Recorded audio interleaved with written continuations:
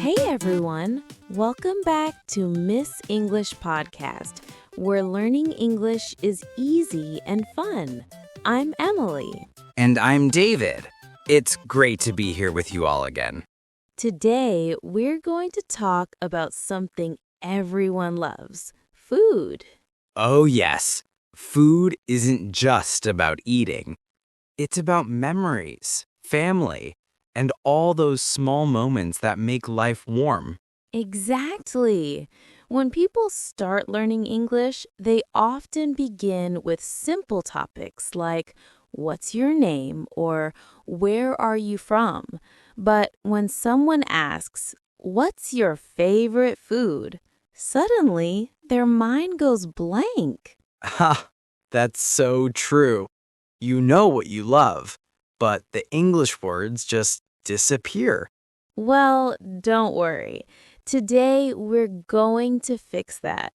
We'll show you how to talk naturally about your favorite food in English, just like a real conversation, not a textbook. And we'll share some fun phrases, stories, and tips you can use anywhere at a restaurant, with friends, or when you travel. Part 2. Talking about favorite foods. So, David, what's your favorite food? That's tough. But I'd have to say pizza. A big, cheesy slice hot from the oven, that's my weakness. I knew it. You've mentioned pizza so many times before. What kind do you like best? Margarita. Tomato, mozzarella, and basil. Simple, but perfect. What about you, Emily? For me, it's sushi. It's fresh, colorful, and so delicate. Every bite feels like a small piece of art. Wow, pizza and sushi, two totally different flavors. See, even that's a great conversation starter. Yes, and here's a tip for our listeners. When you talk about your favorite food, always say why you like it. That makes your answer more natural and interesting. For example, I love pasta because it reminds me of home. Or I like spicy noodles because they wake me up. Perfect. And don't forget to use adjectives like sweet, spicy, salty, creamy, crispy, or fresh to describe the food. Right. For example, I love ice cream because it's sweet and creamy. Or I enjoy fried chicken because it's crispy on the outside and juicy inside. Part 3. Practicing a mini conversation. Let's help our listeners practice. Repeat after us. I'm a big fan of pasta. I can't live without coffee.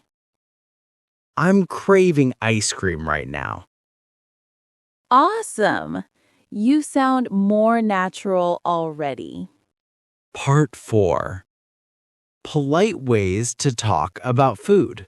Have you ever tried food you didn't like? Oh, yes. I once tried durian in Thailand. The smell was unforgettable. Oh, yes. I once tried durian in Thailand. The smell was unforgettable. Ha, me too. Some people love it, but I couldn't finish one bite.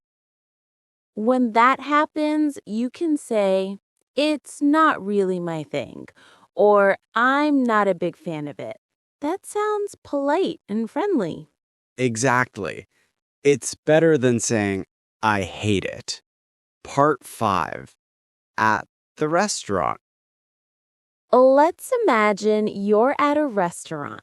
The waiter says, are you ready to order? What do you say?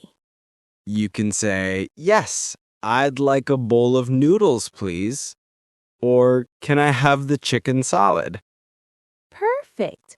And if you want to ask for something special, say, "Can I have it without onions?" Or "Could you make it a little less spicy, please?" And don't forget to say please. It makes you sound kind and polite. Part 6. Describing food with feeling. When you describe food, don't just talk about taste. Use your senses. Yes, talk about smell, sound, and feeling. For example, the soup smells amazing. The bread feels warm and soft. The noodles taste spicy and rich. Those are called sensory words. They help people imagine the food in their mind. Part 7. Comfort food and memories. David, what's your comfort food? Probably rice with fried egg. Simple, warm, and perfect after a long day. You? Chicken soup. My mom used to make it when I was sick. It reminds me of home. That's beautiful. See, every food carries a story.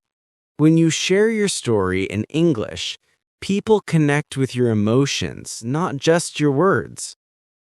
Part 8. Vocabulary Spotlight. Let's do a quick food vocabulary spotlight. Repeat after us. Savory, rich in flavor, not sweet. Tender, soft and easy to chew. Crunchy, that crisp sound when you bite. Flavorful, full of taste. Spicy, hot and strong in flavor. Fresh, natural and just made. Rich, heavy and deep in flavor. Great job! Part 9. Idioms about food. Now let's make English more fun with some food idioms. Yes. First, piece of cake. It means something is very easy. For example, that exam was a piece of cake. And next, spill the beans means tell a secret. Come on, spill the beans. What happened? Cool as a cucumber means calm and relaxed. For example, David stayed cool as a cucumber during the live show. Haha, nice one. And have a lot on your plate means you're very busy. I can't hang out tonight. I have a lot on my plate. Perfect. Idioms like these make you sound like a native speaker. Part 10. Culture and gratitude. In many cultures, food brings people together. In Japan, people say itadakimasu before eating to show gratitude. And in Italy, people spend hours around the table sharing stories, not just food. That's so true. Food isn't just fuel, it's connection. And when you talk about food in English, you share a part of your heart. Part 11. Final practice and motivation. Let's do one last practice together.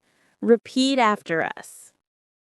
I love cooking because it brings people together. My favorite food reminds me of home. I enjoy trying new dishes when I travel. Excellent. Remember, learning English is like cooking. The first time might be messy, the second time is better, and by the third time, it's delicious. Yes, every mistake adds flavor to your learning. So everyone listening, here's your challenge. Comment below one sentence about your favorite food. Say, my favorite food is blank because blank. And don't forget to subscribe, share, and like this episode if you enjoyed it. Because English without emotion is like food without flavor. Beautifully said. Thank you. And thank you for joining us today on Miss English Podcast. Stay curious, stay kind, and keep your words warm, just like your favorite meal.